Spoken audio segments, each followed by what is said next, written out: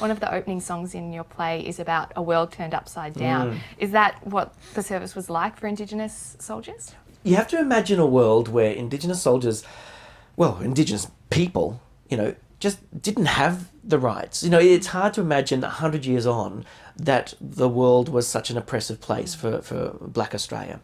And so, not being able to earn money, not being able to be let into not just pubs, but, shops and all of these kind of things.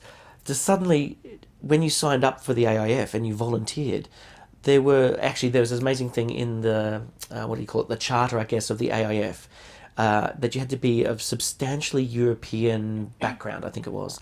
And you go, oh, what does that mean? And a lot of Indigenous soldiers were rejected early on. And then there were the 2 referenda, I think at the end of 16 and then in 17.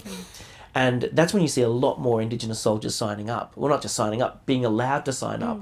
Because before then, the medical officer could say, well, we don't think you're substantially European enough, what's that mean? And so suddenly you had all these rejection forms saying not substantially European, not of significant European background, blah, blah. But after those referenda, a lot more Indigenous men are signing up. And there was no way of recording that they were Indigenous. There's no way of saying, oh, yes, this person's Indigenous. So therefore, the way that the state treated them, this is Queensland or WA, remembering that the Federation was so new, that there were so many different laws still in place, that Indigenous soldiers were treated very differently by their states, but in the AIF were treated all the same. And the armed forces now like to say that they were the first equal opportunity employer in this country. So, I don't know, that's a bit funny to say, but this sense that they could earn money, they could travel, they were treated exactly the same. So this idea that the world was turned upside down, what was up was down, what was black was white, and that creating these units of men. I think one of the foundation stories of Australia is World War One. We think about the Gallipoli story, we think about the Anzac tradition, and this idea of mateship is really, if not formed, then really crystallized during World War One.